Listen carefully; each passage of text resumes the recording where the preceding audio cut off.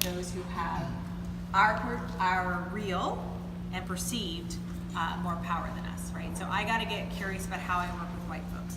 I got to get curious about how I work with men, right? It's not that I have the same responsibility or that men don't also have responsibility or white folks don't have responsibility, but I got to get curious about where my conceptions about power and my realities about power may be working for me or not working for me, right?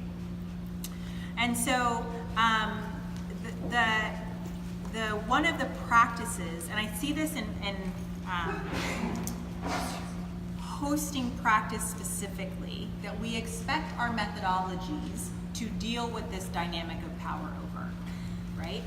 We expect that you come into a circle and so we're all equal. I have heard that in so many circles I want to vomit, right? I'm just going to say it.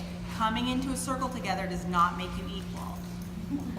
One more time. Coming into a circle together does not make you equal. That is a bunch of BS, right? All those dynamics are still playing out. Here you guys had a circle last night, right? Like they were there, right? Those dynamics were there because they're in every circle, right? Like I'm not like, I don't know anything. I just know that they were there. And so we tend to, in this field, expect that our methodologies, which I believe in fundamentally, which I practice daily, right? We somehow believe that they're magic and they get rid of this power over. And so that's not enough. That's lazy practice to think that I'm just going to bring you in a circle or I'm just going to do a cafe, right? And then power is going to be equalized. It's lazy practice. We have to be rigorous in thinking about how am I working to equalize power within this circle. What permissions am I giving? How am I using talking piece or not? How am I calling on people? Who am I calling on? Who gets voice? Who's taking up room? All of those things are part of hosting practice. To say self-organization and then hands-off simply replicates dominant systems, right? Because who has voice, when you say hands-off, is who has always had voice. Now, I think our practices are amazing. I just think you got to bring them with rigor and intention. And I think you can say into the circle, we've got different levels of power in this room. Let's be aware of that. Notice your impact, right? I'm going to make sure that the folks of color in this room who are less numbers have plenty of voice as a facilitator, right? I'm going to do things like I said earlier.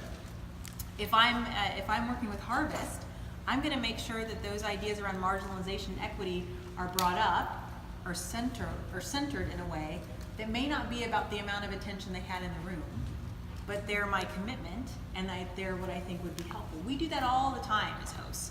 We center those things that we find important, right? And so when I think about this particular practice of power over, I'm using my power as a facilitator to center racial equity all the time, all the time, all the time, all the time. So Tim and I are working with the process of municipal modernization in Nova Scotia, and so part of what's happening is the rural communities are feeling disproportionately kind of impacted by modernization, or the conditions that are needing modernization are disproportionately impacting rural communities. So we're talking about that, right? That's an equity issue, right? Those in the city have more resources, have more access, right? So we're working with that. But Canada has people of color too. So I've just said very consistently, and Tim said, what is this? How does this work with Indigenous governance here as we talk about municipal modernization, right? How are they in the room? How are they getting, like, what does this look for African Nova Scotians? They're not self-governing, but how are we bringing them into the modernization conversation? That hasn't necessarily been something that the callers or our clients have brought up. We've brought it because it's important, right? And so I just want to say, yes, please be responsive to your clients. Absolutely do what they need you to do, but when we're committed in this way, we can bring it too, right? Hosting isn't neutral. When it's neutral, it replicates dominant systems. Louder. Hosting isn't neutral. When it is neutral, it replicates dominant systems. That's the default. We will always default to dominant system, right? And so to host in this way, like, takes a lot of action. Takes a lot of, and you don't have to be anything, I mean, like, you can just be like, help me understand. It's been great in Canada. Just be like, hey, I don't understand a thing about what's happening here. Don't you have Indigenous governance? How does that work? Like, I can just be really, what's that look like? And so it doesn't have to be like, you know, but take your stand, right?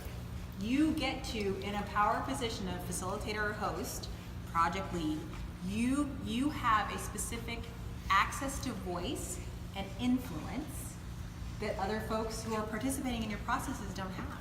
And so please use it.